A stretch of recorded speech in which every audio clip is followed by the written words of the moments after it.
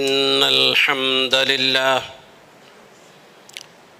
نحمده ونستعينه ونستغفره ونؤمن به ونتوكل عليه ونعوذ بالله من شرور أنفسنا ومن سيئات أعمالنا من يهده الله فلا مضل له ومن يضلل فلا هادي له وأشهد أن لا إله إلا الله وحده لا شريك له وأشهد أن نبينا محمدًا عبده ورسوله أرسله بالهدى ودين الحق ليظهره على الدين كله ولو كره المشركون اللهم صل وسلم وبارك على عبدك ورسولك نبينا محمد وعلى آله وأهل بيته وصحبه ومن تبعهم بإحسان إلى يوم الدين. فيا أيها الإخوة والأخوات أوصيكم وإياي أولا بتقوى الله. يا أيها الذين آمنوا اتقوا الله وقولوا قولا سديدا يصلح لكم أعمالكم ويغفر لكم ذنوبكم ومن يطع الله ورسوله فقد فاز فوزا عظيما. أما بعد فإن أصدق الحديث كتاب الله وخير السنن سنن محمد صلى الله عليه وسلم وشر الأمور محدثاتها وكل محدثة بدعة وكل بدعة ضلالة. إن أريد إلا الإصلاح ما استطعت وما توفيقي إلا بالله عليه توكلت وإليه أنيب. أعوذ بالله من الشيطان الرجيم. بسم الله الرحمن الرحيم.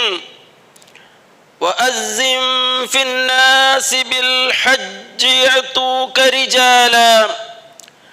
يأتوك رجالا وعلى كل ضامر يأتين من كل فج عميق.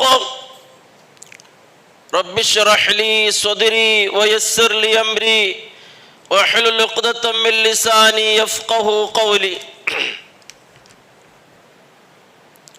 ഏറെ ബഹുമാനമുള്ള നമ്മുടെ പരിസരത്തിലെ വിശ്വാസികളും വിശ്വാസിനികളുമായിട്ടിക്കരെ സഹോദരങ്ങളെ സഹോദരന്മാരെ, ജീവിതത്തിൻ്റെ എല്ലാ മേഖലകളിലും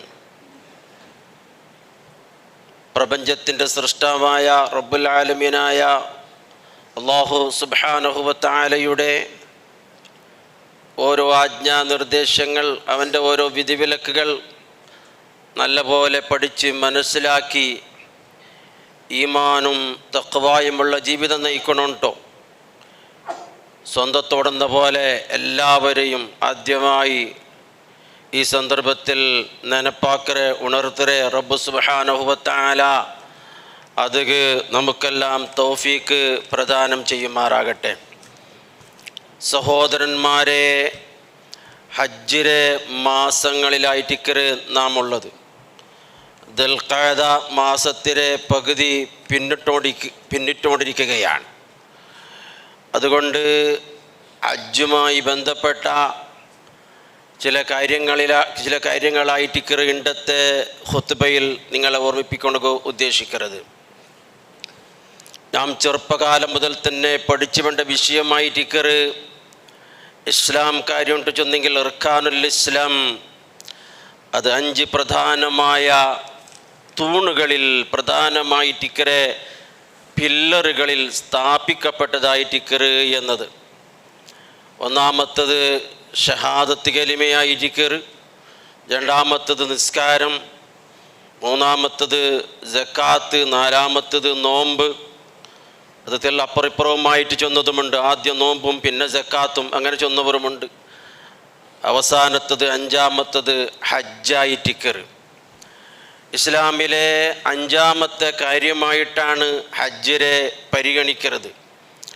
എന്നാൽ മറ്റു ഇബാദത്തുകൾക്കില്ലാത്ത പല ചൈതന്യവും പല സവിശേഷതയും ഈ ഹജ്ജ് കർമ്മത്തിന് ഉണ്ട്. മനുഷ്യൻ്റെ ശരീരവും അതേപോലെ മനസ്സും സമ്പത്തും അവൻ്റെ സാക്രിഫൈസും ത്യാഗവും എല്ലാം തന്നെ ഒത്തുകൂടുന്നതായിട്ടിക്കരെ ഒരു ഇബാദത്ത് ഹജ്ജിനെ പോലെ അത്രമാത്രം പ്രാധാന്യമിക്കരെ ഗൗരവമേറിയ മറ്റൊരു ഇബാദത്ത് ഒരു പക്ഷേ നമുക്ക് കാണുകയോ സാധ്യമല്ല. ഹജ്ജ് എന്നുള്ളത് സാമ്പത്തികമായ നിലക്ക് ശാരീരികമായ നിലക്ക് എല്ലാം കഴിവുള്ള ആളുമാർക്ക് ജീവിതത്തിൽ ഒരിക്കൽ നിർബന്ധമായ ഒരു കാര്യമായിട്ടിക്കറ്. അല്ലാഹു സുബ്ഹാനഹു വ തആല ചൊല്ലുറു വലില്ലാഹി അലന്നാസി ഹിജ്ജുൽ ബൈത്തി മനിസ്തത്വഅ ഇലൈഹി സബീല. ആ കഅബാലയത്തിങ്കലേക്ക് എത്തണുകോ സാധ്യമാവരെ എല്ലാ വിശ്വാസികളായ മനുഷ്യർക്ക് അത് അള്ളാഹുവോടുള്ള ബാധ്യതയായിട്ടിക്കറുണ്ട്. ശാരീരികമായ നിലക്ക് സാമ്പത്തികമായ നിലക്ക് അതേപോലെ തന്നെ വാഹന സൗകര്യം ഗതാഗത സംബന്ധമായ നിലക്ക് കഴിവും സൗകര്യവും ഉണ്ടാകുമ്പോഴത്തു ജീവിതത്തിൽ ഒരിക്കൽ ഹജ്ജ് ചെയ്യൽ നിർബന്ധമായിട്ടിക്കറ്. ഈ ഹജ്ജ് ഇട്ട് ചെന്നെങ്കിൽ 4000 സംവത്സരങ്ങൾക്ക് മുമ്പ് 4000 വർഷങ്ങൾക്ക് മുമ്പ് മഹാനായ ഖലീലുല്ലാഹി അള്ളാഹുവിനെ ആപ്തമിത്രൻ ഇഷ്ടത്തോഴൻ എന്നെല്ലാം വിളിക്കപ്പെടുന്ന ഇബ്രാഹിം നബി അലൈഹിസ്സലാമിനെ ആ ഒരു കര കൊടുക്കുന്നു. 4000 വർഷങ്ങൾക്ക് മുമ്പ് കഅബാലയത്തിലെ പണിയെല്ലാം പൂർത്തിയാക്കിയതിൻ്റെ പിന്നെ ആ കൊടുക്കുന്ന കരക്ക് കൊടുക്കുന്നത് അല്ലെങ്കിൽ ആ ധ്വനിക്കുള്ള പ്രതിധ്വനിയായിട്ടിക്കറ് ഈ ഹജ്ജ് ഇട്ട് ചൊല്ലുന്നത്. അങ്ങനെ വിളിക്കുന്നത് അയാളെ സ്വന്തം ഇഷ്ടപ്രകാരം വിളിച്ചതൊന്നുമല്ല, അല്ലാഹു സുബ്ഹാനഹു വ തആല ചൊന്നതുകൊണ്ടാണ് അങ്ങനെ വിളിച്ചത്. അങ്ങനെ ഒരു കര കൊടുക്കണു അല്ലാഹു തആല അദ്ദേഹത്തോട് കൽപ്പിച്ചത് കൊണ്ടായിട്ടിക്കറ്. അത് പരിശുദ്ധ ഖുർആനിൽ സൂറത്തുൽ ഹജ്ജിൽ അല്ലാഹു തആല ചൊല്ലുർ വഅസ്സിം ഫിന്നാസി ബിൽ ഹജ്ജി യഅതൂക റിജാലാ വഅലാ കുല്ലി ളാമിരിൻ യഅതീന മിൻ കുല്ലി ഫജ്ജിൻ അമീക്. വഅസ്സിം ഫിന്നാസ്, ഓ പ്രവാചകരെ ഇബ്രാഹിം നബിയെ, ജനങ്ങളിട്ട ഹജ്ജ് യാത്രക്കായിട്ട് നിങ്ങൾ കര കൊടുക്കറു. ഇബ്രാഹിമെ, സാർവത്രികമായ നിലക്കുള്ള കര നിങ്ങൾ കൊടുക്കറു.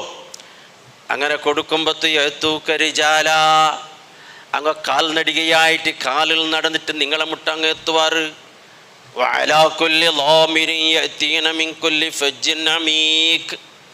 അതേപോലെ മെലിഞ്ഞ ഒട്ടരെ മുകളിൽ സവാരി ചെയ്തിട്ട് ദൂരമായ ദിക്കുകളിൽ നിന്നിട്ട് ഹജ്ജ് കർമ്മത്തിക്ക് വരണുക്ക് വേണ്ടി നിങ്ങൾ സാർവത്രികമായ കര കൊടുക്കറുണ്ടോ.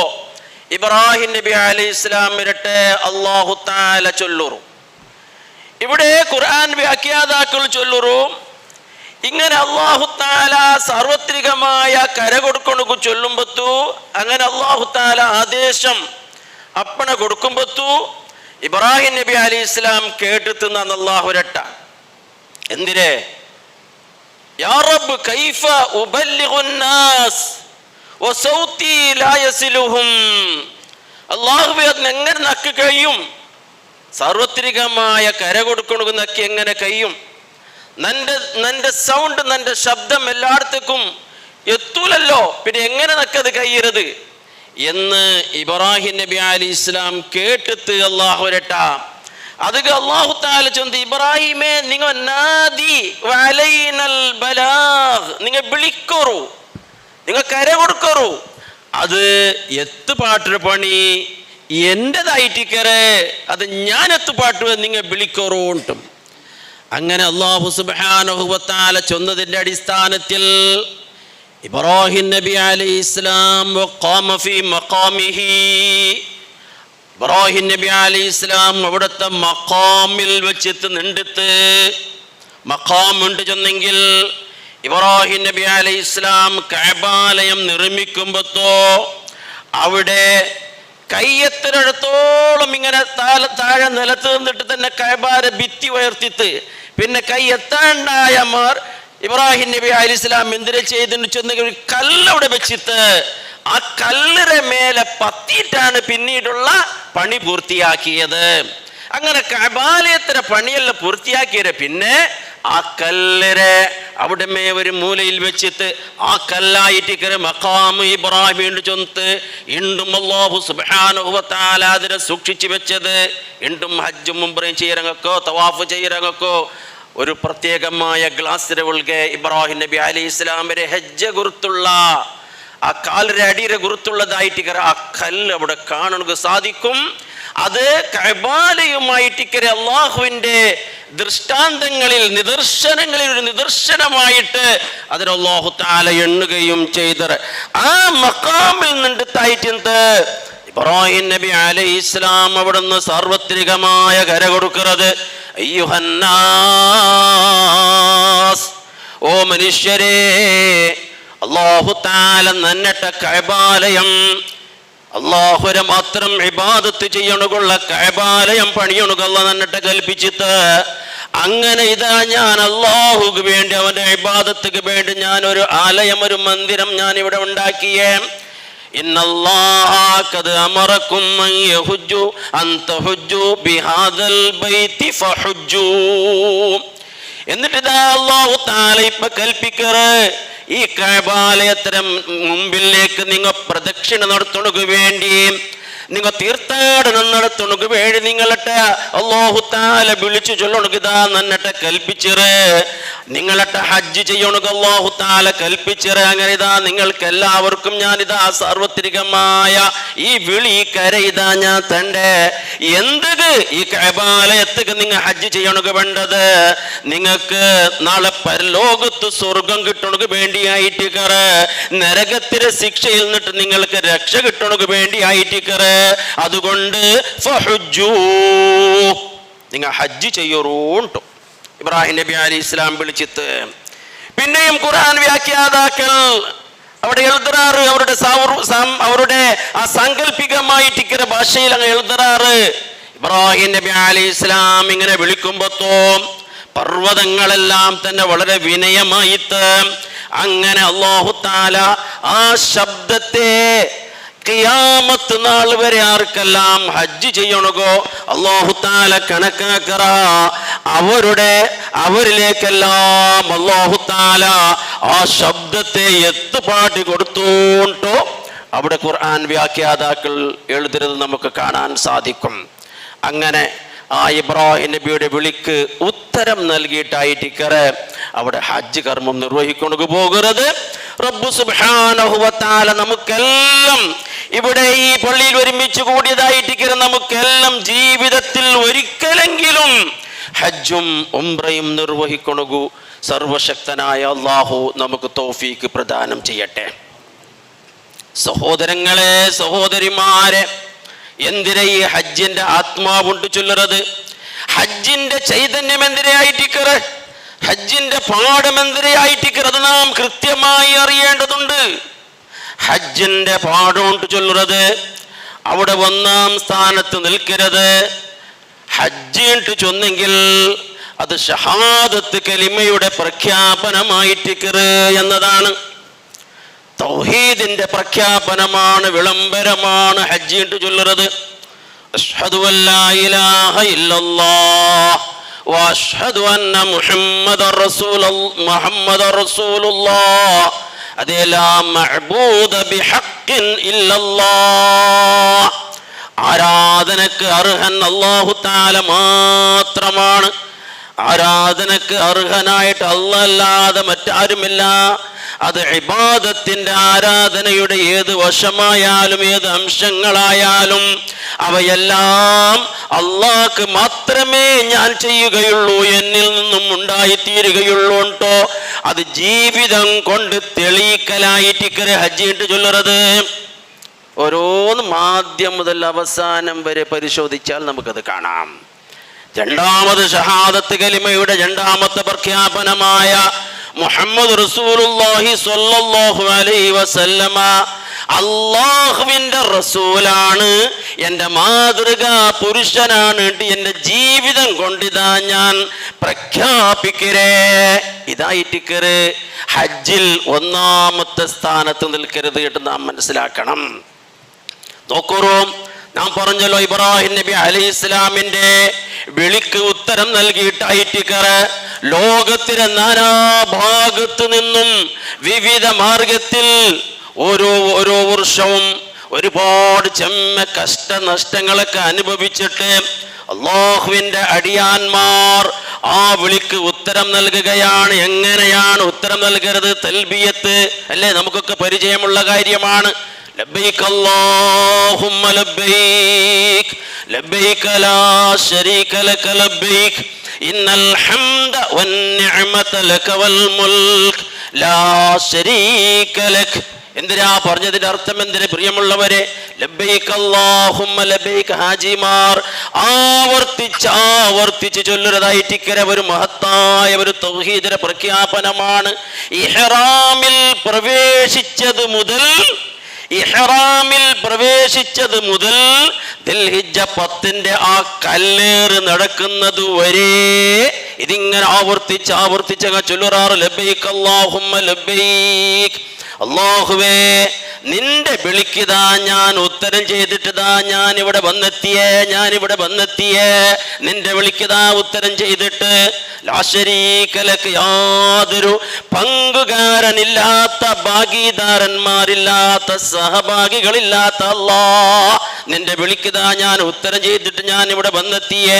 ഇന്നൽ ഹംദ വന്നിഅമത ലക വൽ മുൽക്, എല്ലാ സ്തുതിയും എല്ലാ അനുഗ്രഹവും എല്ലാ രാജാധികാരവും നിനക്ക് മാത്രമായിട്ട്, നിനക്കാരും പങ്കുകാരില്ല റബ്ബേ, നിനക്ക് ആരും പങ്കുകാരില്ല. നിന്റെ ദാത്തിൽ, നിന്റെ സത്തയിൽ നിനക്ക് പങ്കുകാരില്ല, നിന്റെ ഗുണവിശേഷണങ്ങളിൽ നിനക്ക് പങ്കുകാരില്ല, നിന്റെ അധികാര അവകാശങ്ങളിൽ നിനക്ക് പങ്കുകാരില്ല, നിന്റെ റുബൂബിയത്തിൽ നിനക്ക് ഭാഗീദാരന്മാരില്ല, നിന്റെ ഉലൂഹിയത്തിൽ നിനക്ക് സഹഭാഗികളില്ല, നിന്റെ അസ്മാ സിഫാത്തിൽ നിനക്ക് ആരും സഹഭാഗികളോ ഭാഗീദാരന്മാരോ പങ്കുകാരോ ഇല്ല. ഇതായിട്ട് തൗഹീദിന്റെ പ്രഖ്യാപനവും വിളംബരവും അതാണ് നാം ഹജ്ജിൽ ദർശിക്കുന്നത്. അപ്പൊ അതുകൊണ്ട് പ്രിയമുള്ള സഹോദരങ്ങളെ, ഈ തൽബിയത്തിന് അർത്ഥം ഓരോരുത്തരും നല്ല പോലെ പഠിച്ചിരിക്കണം. പ്രത്യേകമായിട്ടും ഹജ്ജിക്ക് പോകരുതായിട്ടിക്കരെ ഓരോ ആണും പെണ്ണും ഈ തൽബിയത്തിന് അർത്ഥം എന്തിരേ എന്ന് ആദ്യമായി അങ്ങ് പഠിച്ചിരിക്കണം. തൽബിയത്തിന് അർത്ഥം അങ്ങ് പഠിച്ചു വെച്ചാൽ പിന്നെ അങ്ങയുടെ ജീവിതത്തിൽ ശിർക്കുണ്ടാവുകയില്ല. ഇതായിട്ടിക്കര് ഹജ്ജിന്റെ അഥവാ തൗഹീദ്, ഹജ്ജിന്റെ ഏറ്റവും പ്രധാനമായ ആശയം തൗഹീദായിട്ടിക്കറ്. അല്ലാഹുവിന്റെ റസൂൽ എങ്ങനെയാണോ ഹജ്ജ് ചെയ്തത് അതൊക്കെ അതേ നിലക്ക് ഒരു മനുഷ്യൻ ജീവിതത്തിൽ ചെയ്യുകയാണെങ്കിൽ റസൂലുള്ളാഹി സ്വല്ലല്ലാഹു അലൈഹി വസല്ലം തങ്ങൾ ചൊന്നത് എന്തിരെ? റജഅ മിൻ സുനൂബിഹി കയൗമി വലദതുഹു ഉമ്മുഹു. അവന്റെ ഉമ്മ പ്രസവിച്ചതായിട്ട് ചെറിയ ഒരു കുഞ്ഞിനെ പോലെയായിരിക്കും അവൻ മക്കായിൽ നിന്നിട്ട് മടങ്ങി വേണ്ടത് ഉണ്ട്. പിടിയായിട്ടല്ലേ? അപ്പൊ ഈ തൽബിയത്തിന്റെ അർത്ഥം മനസ്സിലാക്കിയാൽ പിന്നീട് അവൻ ഹജ്ജിനെ ഉദ്ദേശിച്ച് കഴിഞ്ഞാൽ പശ്ചാത്താപബോധത്തോടു കൂടിയായിരിക്കും. റസൂലുള്ളാഹി അങ്ങനെയാണ് നമുക്ക് പഠിപ്പാട്ടിയത്. പശ്ചാത്തപിച്ച് അല്ലാഹുവോട് തൗബ ചെയ്ത് മടങ്ങുക. മക്കളും മരികളും ഒക്കെ ഉണ്ടെങ്കിൽ ഒരുമിച്ച് കൂടിയിട്ട് അവർക്കൊക്കെ നല്ല ഒരു ഉപദേശം കൊടുത്തിട്ട്, കാരണം വിദൂരമായ ഒരു സ്ഥലത്തേക്കാണ് പോകരുത്, ഇനി തിരിച്ചെത്തുമോ അറിയില്ല, അല്ലാഹു മാത്രമാണ് അറിയുന്നവൻ. അപ്പൊ അതുകൊണ്ട് പശ്ചാത്താപബോധത്തോടു കൂടി അക്കടപാടുകളൊക്കെ തീർത്തിട്ട് ആ നിലക്കാണ് പോകേണ്ടത്. പക്ഷെ നമ്മൾ ഇന്നൊക്കെ ചില ആളുകളൊക്കെ മൗലൂദ് ഓതിയിട്ടാണ്. പ്രിയമുള്ളവരെ, എന്തുമാത്രം വങ്കത്തമാണ്, വിഡ്ഢിത്തമാണ് മൗലൂദ് ഓതിയിട്ട് ഹജ്ജിക്ക് പോകരുത് എന്ന് ചൊല്ലുന്നത്. അങ്ങനെ ഹജ്ജുണ്ടോ? മൗലൂദ് ഓതിയിട്ട് ഹജ്ജിക്ക് പോകരുത്. കേൾക്കുമ്പോൾ ചൊല്ലുന്നത് എന്തിനാ? ഞങ്ങൾ സദക്ക കൊടുക്കരുത്, എന്താ ചോറ് കൊടുക്കരുത്, നല്ല കാര്യമല്ലേ? ചോറ് കൊടുക്കരുത് നല്ല കാര്യമല്ല എന്നിവിടെ ആരും ചൊല്ലുന്നില്ല. മൗലൂദ് എന്നുള്ള ആ പരിപാടി അതും ഇസ്ലാമുക്കും എന്ത് ബന്ധമാണുള്ളത് എന്ന് മാത്രമല്ല ഘടകവിരുദ്ധമാണ്. തൗഹീദിന് എതിരായ ആശയങ്ങളാണ് മൗലൂദ് പോലത്തെ ക്ഷുദ്ര കൃതികളിലൊക്കെ നിറച്ചു വെച്ചിട്ടുള്ളത്. അപ്പൊ അതുകൊണ്ട് പ്രിയമുള്ളവരെ, തൽബിയത്തിന്റെ അർത്ഥം നല്ലതുപോലെ മനസ്സിലാക്കുമ്പോഴാണ് ആ തൗഹീദിന്റെ ആശയം അവന് ഉൾക്കൊള്ളുക. അവർ നിങ്ങൾ നോക്കൂ, ഇഹ്റാമിലേക്ക് പ്രവേശിക്കറ ഹാജിമാർ അല്ലേ, ഇഹ്റാമിലേക്ക് പ്രവേശിക്കരുത് എങ്ങനെയാണ്? അവന്റെ എല്ലാ പ്രൗഢിയുടെയും ആഡംബരത്തിന്റെയും വസ്ത്രങ്ങളൊക്കെ അഴിച്ചു വെച്ചിട്ട് രണ്ട് വസ്ത്രമാണ് അവൻ ധരിക്കുന്നതല്ലേ. ഒന്നവണുകോ ഉടുക്കണുകു വേണ്ടി, ഒന്നവണുകു പുതക്കണുകു വേണ്ടി. അവരെ ഫക്കീറിനെ പോലെ ആയിട്ടിക്കറ്. നിങ്ങൾ നോക്കൂ, ലോകത്ത് നമുക്ക് രാജാക്കന്മാർക്കും ഓരോരോ ഐഡന്റിറ്റി ഉണ്ട്, നമുക്ക് കാണാൻ സാധിക്കും അല്ലേ. അങ്ങനെ തലക്ക് ധരിക്കുന്ന ഒരു ക്രൗൺ, ഒരു കിരീട, തങ്ങളുടെ അടയാളമാണ്. അതേപോലെ സേനാനായകന്മാർ, സേനാധിപതിമാർക്ക് അവർക്ക് അങ്ങനെ ഐഡന്റിറ്റി ഉണ്ട്. പോലീസുമാർക്ക് അങ്ങനെ ഐഡന്റിറ്റി ഉണ്ട്. മതപണ്ഡിതന്മാർക്ക് അങ്ങനെ വേഷവിധാനങ്ങളിലൂടെ അങ്ങനെ ഒരു ഐഡന്റിറ്റി ഉണ്ട്. വിദ്യാർത്ഥികൾക്ക്, സ്റ്റുഡൻസുമാർക്ക് അങ്ങനെ ഒരു ഐഡന്റിറ്റി ഉണ്ട്.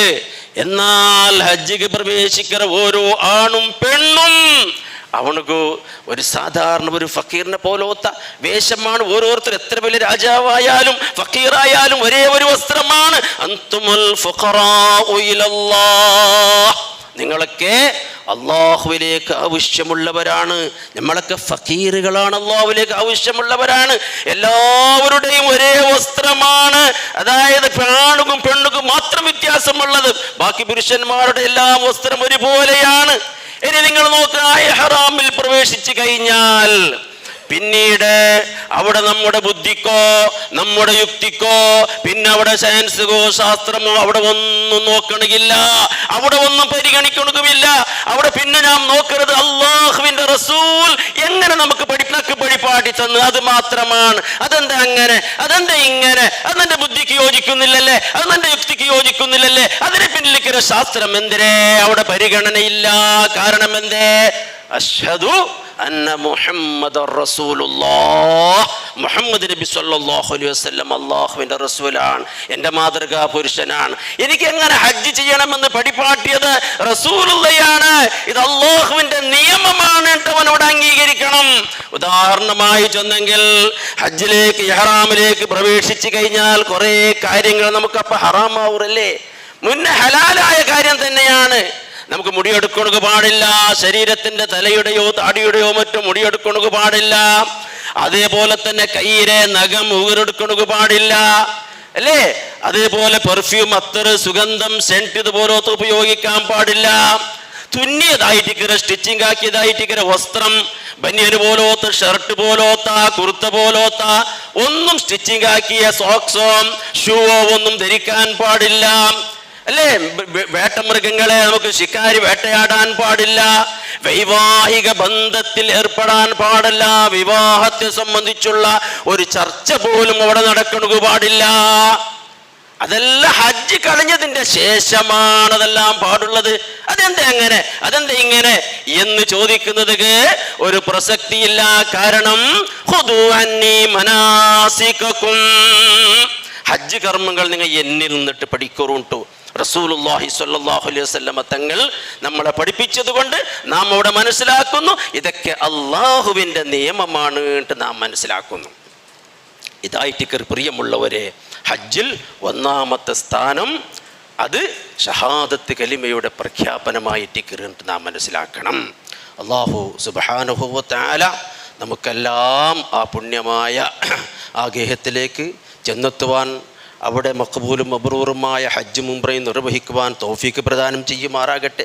എത്രയോ പേര് ലോകത്തിൻ്റെ നാനാഭാഗത്ത് നിന്ന് ഹജ്ജ് ഉംറയും നിർവഹിക്കുന്നതിന് വേണ്ടി പോണ്ടാറ്. നമുക്കൊക്കെ അവർക്ക് വേണ്ടി പ്രാർത്ഥിക്കാം. അല്ലാഹു സുബ്ഹാനഹു വ തആല വളരെ സുരക്ഷിതമായ നിലക്ക് പോയി സുരക്ഷിതമായ നിലക്ക് മടങ്ങി ഞങ്ങളുടെ കുടുംബത്തിലേക്ക് എത്തണു അല്ലാഹു തൗഫീക്ക് പ്രദാനം ചെയ്യുമാറാകട്ടെ. മഖബൂലും മബ്റൂറുമായ ഹജ്ജ് ഉംറയും അവർക്ക് നിർവഹിക്കുവാൻ അല്ലാഹു സുബ്ഹാനഹു വ തആല തൗഫീക്കും എല്ലാം എളുപ്പത്തിലും അല്ലാഹു ആക്കി തീർക്കട്ടെ. അഖൂലു ഖൗലി ഹാദാ അസ്തഗ്ഫിറുല്ലാഹൽ അലീം ലീ വലക്കും വഅസ്തഗ്ഫിഹി അന്നി വഅൻകും വഅൻ ജമീഇൽ മുസ്ലിമീന വൽ മുഅ്മിനീന അജ്മഈൻ ഫസ്തഗ്ഫിറൂഹു ഇന്നഹു ഹുവൽ ഗഫൂറുർ റഹീം.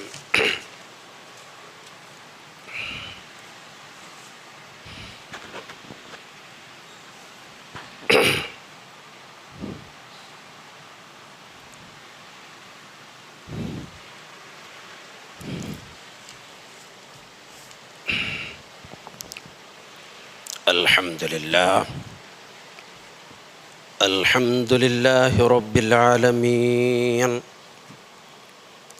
വസ്സലാത്തു വസ്സലാമു അലാ അഷ്റഫിൽ അംബിയാഇ വൽ മുർസലീൻ നബിയിനാ വഇമാമിനാ വഖുദ്വത്തിനാ മുഹമ്മദ് ഇബ്നു അബ്ദില്ലാഹ് المبعوث رحمة للعالمين وعلى آله وأهل بيته وأصحابه ومن تبعهم بإحسان إلى يوم الدين أما بعد فيا أيها الناس اتقوا الله سبحانه وتعالى في السر والعلن وكونوا مع الصادقين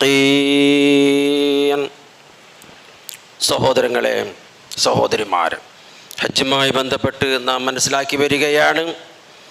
ഇഹ്റാമിലേക്ക് പ്രവേശിച്ചത് മുതൽ ഹജ്ജ് വിരമിക്കുന്നത് വരെ നാം പരിശോധിച്ചാൽ അതിൽ നമുക്ക് കാണുകാവുന്നത് എന്തിനെ? തൗഹീദിൻ്റെ പ്രഖ്യാപനമായിട്ട്.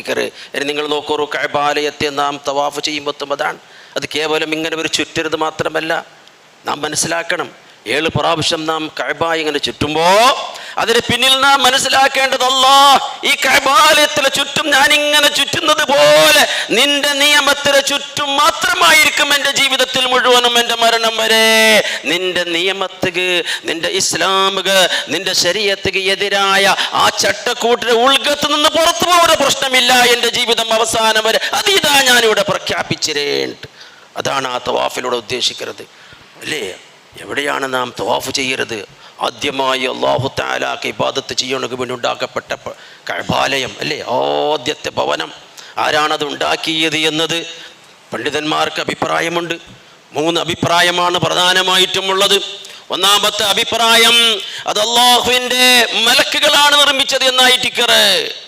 കഅബാലയം നിർമ്മിച്ചത് അല്ലാഹുവിൻ്റെ മലക്കുകൾ ആദ്യമായിട്ട് നമുക്ക് കാണാം. അല്ലാഹു തആല അവന്റെ രാജസിംഹാസനത്തിന് കീഴിൽ ഒരു അകം ഉണ്ടാക്കിയിട്ട് മലക്കുകളുടെ ചൊന്തു. ആ അകത്തിന്റെ പേരെന്താണ്? ബൈത്തുൽ മഅ്മൂർ. ആകാശത്തിലിക്കരെ മലക്കുകൾക്ക് തവാഫ് ചെയ്യണകും മറ്റു ഹജ്ജുമായി ബന്ധപ്പെട്ട കർമ്മങ്ങൾ ചെയ്യണകോ അല്ലാഹു സുബ്ഹാനഹു വ തആല ബൈത്തുൽ മഅ്മൂർ എന്ന കഅബാലയം അവിടെ ഉണ്ടാക്കിയിട്ട്, എന്നിട്ട് മലക്കുകളുടെ ചൊന്തു, നിങ്ങൾ ഇതിനെ തവാഫ് ചെയ്യറൂണ്ട്. അങ്ങനെ മലക്കുകൾ തവാഫ് ചെയ്തുകൊണ്ട് ഇക്കറാറ്. പിന്നെ അല്ലാഹു തആല ഭൂമിയിലിക്കരതായിട്ടിക്കര മലക്കുകൾ, ഭൂമിയുടെ പല കാര്യങ്ങളൊക്കെ അല്ലാഹു തആല മലക്കുകളിട്ടല്ലേ ചൊന്നത്, ഏർപ്പാട് ചെയ്തത്. ആ മലക്കുകളിട്ട് ചൊന്തു, നിങ്ങൾ ഭൂമിയിൽ നിങ്ങൾ എന്താക്കോറു? ഒരു കഅബാലയം, ഒരു കഅബ നിങ്ങൾ ഓർക്കോറ്. ഏതുപോലെ ആ ആകാശലോകത്തുണ്ടാക്കിയ ബൈത്തുൽ മഅ്മൂർ അതേ മോഡലിലായിട്ട്, അതേപോലെ അതേ മാതിരിയിലായിട്ട് അതിൻ്റെ നേരെ കീഴിൽ നിങ്ങൾ ഒരു കഅബാലയം ഉണ്ടാക്കോറുണ്ടോ? അങ്ങനെ മലക്കുകൾ എന്താക്കിയിട്ട് കഅബാലയം അങ്ങനെ ഉണ്ടാക്കിയിട്ട് എന്നിട്ട് അതിനെ തവാഫ് ചെയ്യണു അല്ലാഹു തആല കൽപ്പിച്ചിട്ട് ആകാശത്ത് ബൈത്തുൽ മഅ്മൂറിനെ തവാഫ് ചെയ്യരുത് പോലെ. അതാണ് ആദം നബി അലൈഹിസ്സലാം അല്ലാഹു തആല ആകാശത്ത് നിന്ന് ഭൂമിയിലേക്ക് ഇറക്കിയപ്പോ, അങ്ങനെ ഭൂമിയിലേക്ക് ആദം നബി അലൈഹിസ്സലാം വന്നപ്പോ ഫസ്റ്റ് ചെയ്ത പണി എന്തിനായിട്ട്? ആദം നബി അലൈഹിസ്സലാം ഫസ്റ്റ് ചെയ്തത് അവ്വലു ശൈഇൻ അമില ആദം ഹീന നസല മിനസ് സമാഇ ത്വാഫ ബിൽ ബൈത്തുൽ മുശറഫ. ആദം നബി അലൈഹിസ്സലാം ഫസ്റ്റ് ഭൂമിയിലേക്ക് വന്നപ്പോൾ ഫസ്റ്റ് ചെയ്ത പണി എന്തിന്? കഅബാലയത്തെ തവാഫ് ചെയ്തിട്ട്. കഅബാലയത്തെ തവാഫ് ചെയ്യുമ്പോ മലക്കുകൾ ആദം നബി അലൈഹിസ്സലാമിനെ കണ്ടിട്ട് ആദം നബി അലൈഹിസ്സലാമിരട്ട മലക്കുകൾ ചൊല്ലുന്നത്, തിഫ്നാ ബിഹാദൽ ബൈത്ത് ഖബല അൽഫൈ ആം.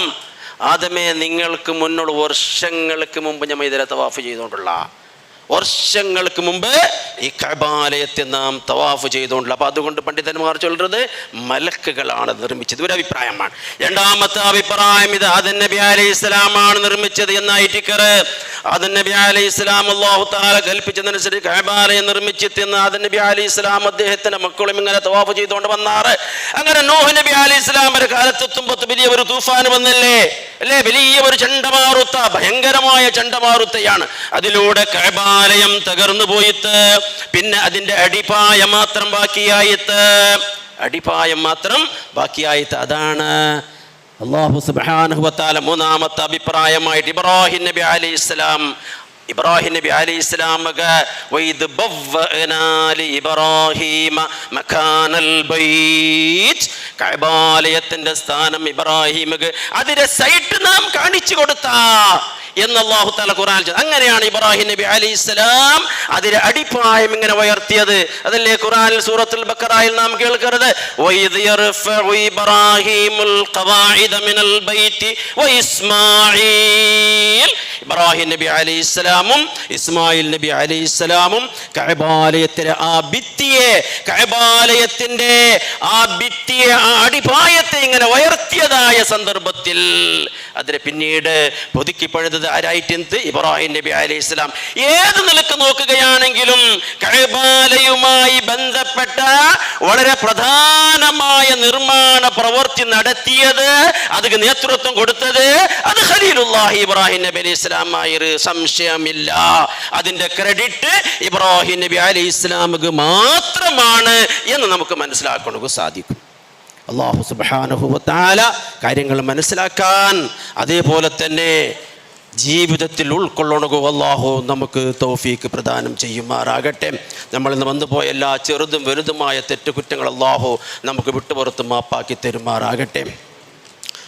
ഈ സഹോദരങ്ങളുണ്ട് പള്ളിയുടെ കളക്ഷനായിട്ട് എല്ലാവരും ഉദാരമായ നിലക്ക് സംഭാവന ചെയ്യണം. അതേപോലെ മദ്രസയുടെ കൺസ്ട്രക്ഷൻ പെടുന്നുണ്ട്. അതും നിങ്ങളുടെ കഴിവിൻ്റെ പരമാവധി നിങ്ങൾക്ക് എന്തെല്ലാം ചെയ്യണകാവൂർ സ്പോൺസർ ചെയ്തിട്ടോ മറ്റോ നിങ്ങൾ പ്രത്യേകമായ താല്പര്യം എടുക്കുന്നുണ്ട്. എല്ലാവരുടെയും അറിയിക്കരെ. പിന്നെ ഉണ്ട് മഗ്രിബ് നിസ്കാരത്തിന് പിന്നെ നടുപ്പുള്ളരമിട്ട ഡ്രഗ്സിക്ക് എതിരായിട്ടുള്ള ഒരു ക്യാമ്പയിൻ നടക്കരുത് മഗ്രിബിന്. പിന്നെ എല്ലാവരും ആ ക്യാമ്പയിനിക്ക് പോകണം, സഹകരിക്കണമുണ്ട്, പ്രത്യേകമായി അറിയിക്കരെ. പിന്നെ നമ്മുടെ മദ്രസയുടെ കാര്യം, ദാറുൽ ഖൈർ മദ്രസ അൽഹംദുലില്ലാഹ് ഈ മംഗലാപുരത്ത് വെച്ചിട്ട് ഏറ്റവും നല്ല ഉയർന്ന നിലയിൽ നടന്നുകൊണ്ട് പോകുന്നതായിട്ട് ഇക്കരെ ഇംഗ്ലീഷ് മീഡിയമിലുള്ള ഒരു മദ്രസ ആയിട്ട് ഇക്കരെ ദാറുൽ ഖൈർ മദ്രസ ആയിട്ട് ചൊല്ലുന്നത്. അതിനെ LKG പിടിച്ചെത്തി 7ാം ക്ലാസ്സത്തോളമുള്ള വളരെ നന്നായി നടക്കുന്നതായിട്ട് ഇക്കരെ ഒരു സ്ഥാപനമാണ്. അതിന് അഡ്മിഷനെല്ലാം സ്റ്റാർട്ടായിര്. അപ്പോൾ അതുകൊണ്ട് ഉണ്ടോ നാളെക്കെല്ലായിട്ട് എത്ര വേഗത്തിൽ നിങ്ങൾ ആ അഡ്മിഷൻ ഫോമൊക്കെ വാങ്ങിയിട്ട് ആർക്കെങ്കിലും മക്കളെ ഇവിടെ ചേർപ്പാട്ടുണ്ടെങ്കിൽ നിങ്ങൾ എന്താക്കണം, ആ ഫോം വാങ്ങിയിട്ട് എത്രയും വേഗത്തിൽ അത് ഫില്ലപ്പാക്കി കൊടുക്കണം. കാരണം ഇതേ മാസം 18ാം താരീഖൊക്കെ നമുക്ക് മദ്രസ തുടങ്ങണമെങ്കിൽ പോരും. അത് നിങ്ങളുടെ ശ്രദ്ധയിലുണ്ടാകണം. എന്ന് മാത്രമല്ല വളരെ നല്ല നിലക്ക് പെണ്ണുങ്ങൾക്കും ഗേൾസുക്കും ബോയ്സുക്കും വേറെ വേറെ സെപ്പറേറ്റ് ആയിട്ടാണ് ഇവിടെ മദ്രസ നടന്നുകൊണ്ടിരിക്കുന്നത്. ഗേൾസുക്ക് 5 മണി മുതൽ മഗ്രിബത്തോളം, മഗ്രിബ് വരെ പിന്നെ ബോയ്സുക്ക് അങ്ങനെയാണ്. അപ്പോൾ അതുകൊണ്ട് ആ ആപ്ലിക്കേഷൻ്റെ കാര്യം നിങ്ങൾ പ്രത്യേകമായി ശ്രദ്ധിക്കണം. അല്ലാഹു സുബ്ഹാനഹു വ തആല നമ്മളെ നമ്മുടെ മക്കളെയും സാലിഹീങ്ങളായ ദീനിന് ഗുണം ചെയ്യുന്ന മക്കളാക്കി അല്ലാഹു തആല മാറ്റിയെടുക്കട്ടെ. അല്ലാഹുമ്മ ഗഫിർ ലിൽ മുഅ്മിനീന വൽ മുഅ്മിനാത്ത് വൽ മുസ്ലിമീന വൽ മുസ്ലിമാത്ത് الأحياء منهم والأموات إنك مجيب الدعوات ويا قاضي الحاجات. ربنا اغفر لنا ولإخواننا الذين سبقونا بالإيمان ولا تجعل في قلوبنا غلا للذين آمنوا ربنا إنك رؤوف رحيم. عباد الله رحمكم الله إن الله يأمر بالعدل والإحسان وإيتاء ذي القربى وينهى عن الفحشاء والمنكر والبغي يعظكم لعلكم تذكرون ولذكر الله أكبر والله يعلم ما تصنعون.